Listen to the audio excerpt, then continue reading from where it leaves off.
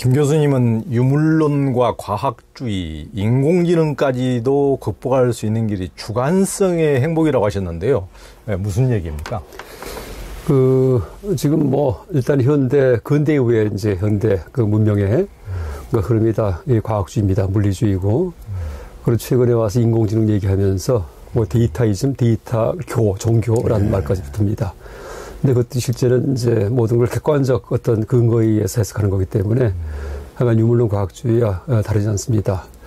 근데 이제 유물론 과학주의의 공통점 특징이 뭐냐면은 우리 각 개인을 객관화시킨 거예요. 그러니까 제3자가 바라보듯이 이렇게 바라보는 겁니다. 그래서 이제 비교가 가능한 그런 시점입니다. 비유한다면은 자동차 같은 경우에 자동차가 한 대 있는데 이 모습이 두 가지예요. 그러니까 밖에서 본 모습이 있고 그 다음에 차에 들어가서 운전석에 앉아서 핸들 잡고 본 모습이 있습니다. 근데 이제 자동차를 밖에서 바라볼 경우에는 내 차의 모습이 어떻게 생겼는데, 크기가 어떤데, 가격이 얼마짜리인데, 나보다 더 큰 차가 있고, 내 차보다도, 또 작은 차도 있고 하기 때문에, 이때는 큰 차를 보면은 좀 열등감이 들 수 있고, 좀 기가 죽습니다. 작은 차를 보면 또 좀 우월감이 들기도 하고요.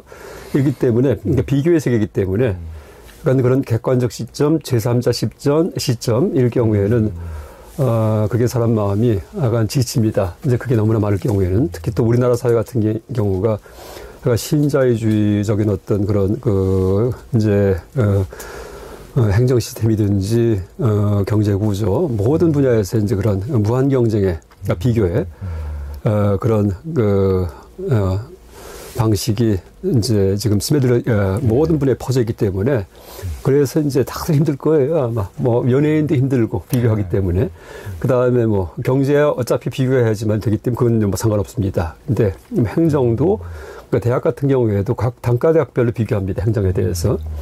그래서 제가 이제 있던 이제 불교 대학 같은 경우는 항상 행정 시스템 비교에서 하위를 차지합니다.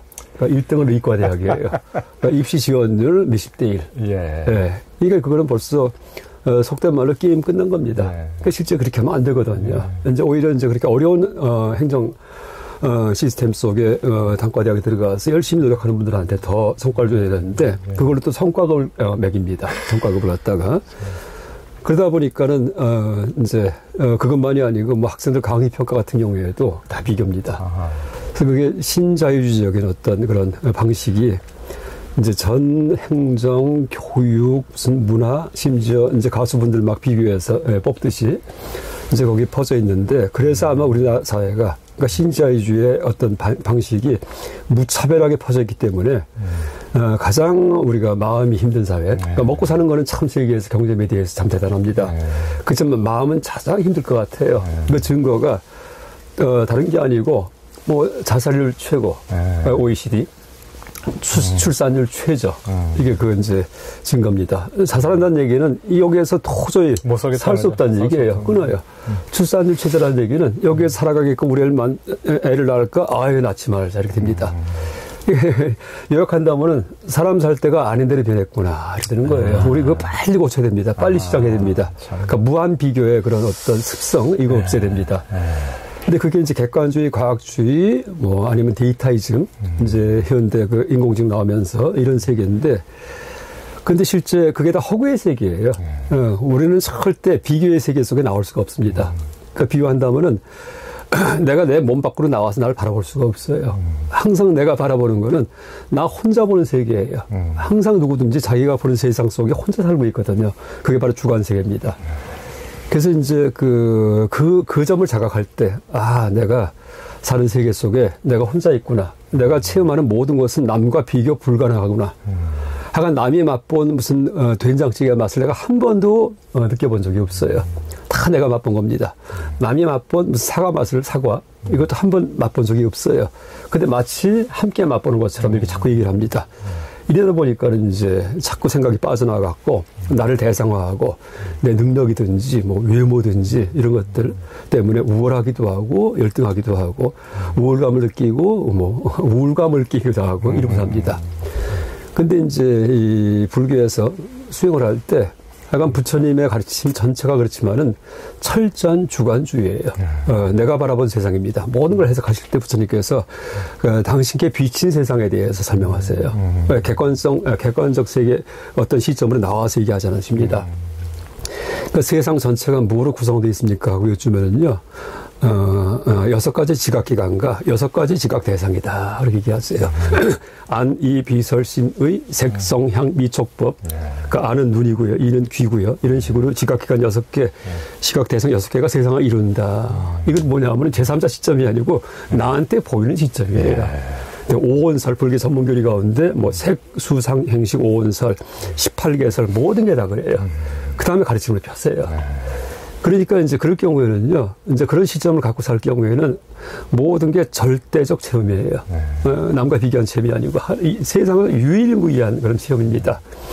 그 비유한다면은 자동차의 이제 그 시점, 바라보는 시점 2가지가 있는데 밖에서 볼 경우에는 내 차가 유일무이하지가 않아요. 큰 차도 있고 작은 차도 있고 여러 가지 차가 있습니다. 외제차도 있고 국산차도 있고 중고차도 있고. 근데 차 안에 들어가서 핸들 잡고 바라볼 경우에는 자동차는 다 하나밖에 없어요. 핸들도 하나밖에 없어요. 백미러도 하나예요. 기아도 하나예요. 내비도 하나예요. 모든 게 하나예요. 모든 게 다 유일무이한 절대적 체험입니다. 근데 실제 우리가 살아갈 때 그 자동차에 핸들 잡고서 앉아있는 그 시점만 갖고 살아가요. 누구든지요. 그런데 그걸 착각을 해가지고 자꾸 빠져나옵니다. 그게 과학주의, 물리주의, 객관주의, 뭐 데이터이즘 이런 시점이에요. 근데 그러니까 실제는 그게 허구인데 허구가 지금 세상을 다 지배합니다. 그래서 이제 허구를 다 쳐버리고서 다시 그냥 있는 그대로의 시점, 있는 그대로 바라보는 내가 세상을 그런 관점 이걸 회복을 할 때 그때 편안할 겁니다. 왜? 비교 불가능하기 때문에. 근데 그런 시점 가능할까? 가능해요. 왜? 벌써 그렇게 사는 분이 계세요. 누구예요? 스님들입니다. 출가할 때부터 삭발하죠. 저 여자분이고 남자분이고 삭발합니다. 그죠? 외모에 전혀 남이 봤던 시점 이거 신경 안 씁니다. 그 다음에 여미, 나비, 누더기 옷 입어요. 전혀 일부러 옷 입는 거 아니에요. 그냥 떨어지면 기워 입고 추우면 솜도 입고 하는 겁니다. 남이 보는 시점 신경 안 씁니다. 이게 주관적 시점이에요. 얼어 죽지 않고 그 다음에 뭐예요? 머리 성가시게 뭐 기름 바르고 머리 감을 필요 없어요. 구도자기 때문에. 그럼 살아갑니다. 이런 분들이 몇 천 년 동안을 갖다가 계속 꼭 불교만이 아니고 뭐 다른 종교도 비슷할 겁니다. 그런 시점으로 사는 분들이 계시거든요. 그렇죠? 외부의 비교가 아니고. 그래서 이제 그런 그 종교인의 시점, 수행자의 시점을 누구든지 가질 경우에 이럴 경우에 이제 편해지는데 어쨌든 객관주의, 물리주의의 특징은 뭐냐 하면은 이제 현대과학 문명이든지 이게 속도, 그러니까 보다 빠르게 뭐 다 느낄 겁니다. 요새 또 이제 그런 인터넷 배달 주문해서 더 빨라졌어요. 당일 배송까지 생겼습니다. 그렇죠. 속도, 효율성, 얼마나 효율적인가. 또 하나가 이제 뭐예요? 양적으로 얼마나 많이 먹나, 많이 갖나 이런 것들입니다. 근데 이게 다 비교의 세계예요. 효율성은 더 효율적이다, 덜 효율적이다. 그 다음에 속도, 덜 빠르다, 늦다. 그 다음에 얼마나 많은가, 적은가. 근데 이와 반대되는 그런 그 어떤 시점이 주관적 시점이고 이때는 효율성이 아니고요. 질을 위해서 비효율적으로 살아요. 양이 아니고 질입니다. 그 위파사나 수행자 같은 경우에 걸어갈 때 처음 수행할 때 한 10m 걷는데 그 몸에 그 위파사나 수행을 익히기 위해서 한 1시간씩 걸린답니다. 그러니까 다리가 들 때 느껴지는 그 근육의 수축 감각, 내려갈 때 느껴지는 감각, 바닥에 발이 닿을 때 느껴지는 촉감 하나 이제 느끼면서 가거든요. 하나 놓치지 않고서 왜 현재 있는 그대로 느끼기 위해서, 그렇죠? 관념 속에 사는 게 아니고. 그러니까 이제 뭐예요? 느리게 또 하나가 그 느낌 하나하나 느끼는 거 질. 그다음에 뭐예요? 이제 그 효율성이 아니고 아주 비효율적으로 걸어갑니다. 걸어가면은 휙 뛰어가면 금방 갈 텐데 그러면은 중간에 자기의 삶을 놓칩니다. 삶을 갖다가. 그래서 이제 그 지금 현대 우리를 힘들게 하는 특히 우리나라 같은 경우에 아주 극심하게 이제 지금 치우쳐 있는 이제 그런 어떤 사회적인 병리 현상을 회복하는 게 삶의 양이 아니고 질 회복. 그다음에 속도가 아니고 느리게. 그다음에 또 하나가 효율적이 아니고 질을 위한 비효율성. 이런 식의 어떤 정신혁명 일어나야 되지 않을까 이렇게 생각합니다.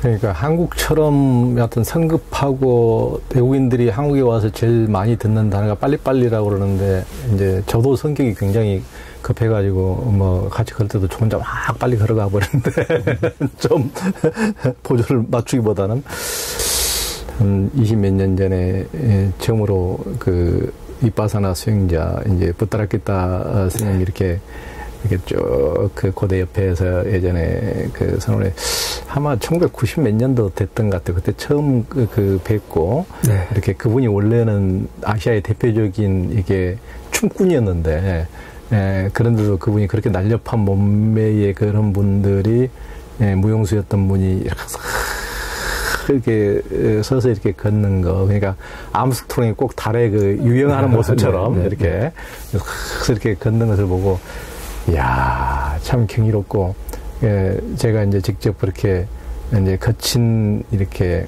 외 쪽으로 향하는 것을 이제 시야를 좀 내 쪽으로 이제 거두고 이렇게 몸 이제 마음 감각에 대해서 생각도 이렇게 일어나는 대로 이렇게 관찰하면서 이제 저도 야 이게 참 정말 속으로 코페르니쿠스적인 어떤 전환을 하는 계기가 또 됐는데요.